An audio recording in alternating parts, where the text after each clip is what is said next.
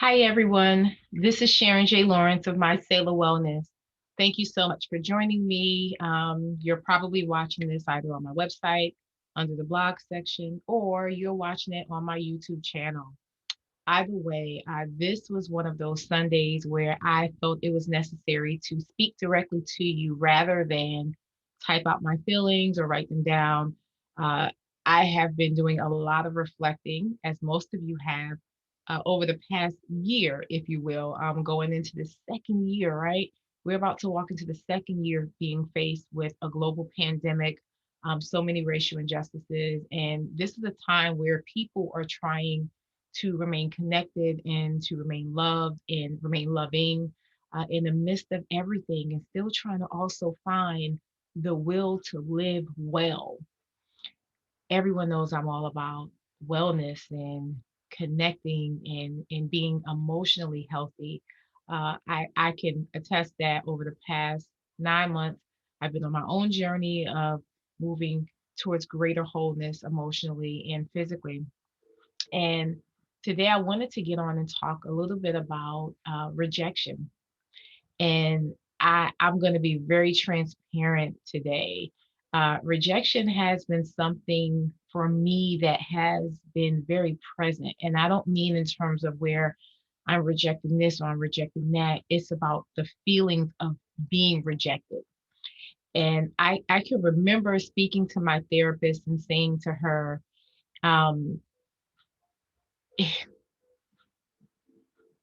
I feel rejected, but I can't say I always feel accepted. And when I made that statement out loud, I felt a certain way, almost as if there was a level of liberation for me, but also a level of sadness because what I find in my position is that I am often in a role where I am expected to accept what is around me, what is coming towards me. And one of the things that I always do is I make sure, as I say, my new life, because when you grow up and you learn some new things, in my new life, I've learned to set some boundaries.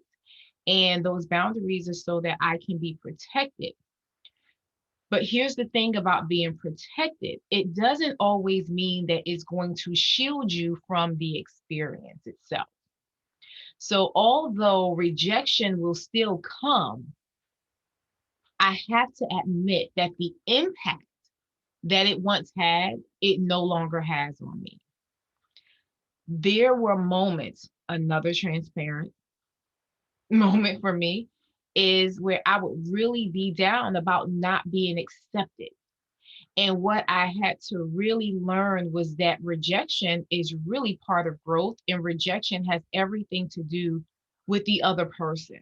Whatever their issue may be with you, whatever their concern is, whatever they may be going through that maybe has absolutely nothing to do with you, right?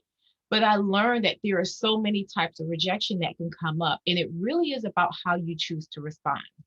And this is something that I wrote a couple of weeks ago. I believe actually it was only 5 days ago. But I wrote, there are all types of rejection.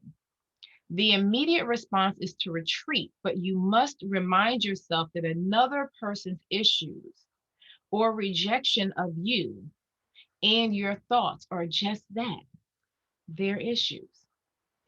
People forget that others receive them at times without judgment. It's important that we try and listen and accept where people are. Make connections safe, right? And so when I wrote that, it was about being in a position to not only receive grace, but to also be in a position to extend grace. And even in those moments where I am feeling rejected, I'm still extending grace, but I'm also protecting my emotional well being by reminding myself of how grateful I am of who I am and who God has made me out to be. I remind myself to remain positive. I remind myself to stay the course of everything I've been called to do, whether it's been questioned or not. I remind myself of the people that do love me, because if you're not careful, one person's rejection will cause you to think that no one cares anything about you. And we know that that is not the case. We have a visitor. That's Sherry Jubilee, everyone. She is making her appearance today. But you have to remember the things that you are grateful for. She being one of my gifts, right? I am grateful for my pet. I am grateful for my husband. I am grateful for my role as a therapist, as a social worker, as a speaker, as a author, as a family member, as a friend, as a stepmominaire, as a godmominaire, right? Meaning extraordinaire.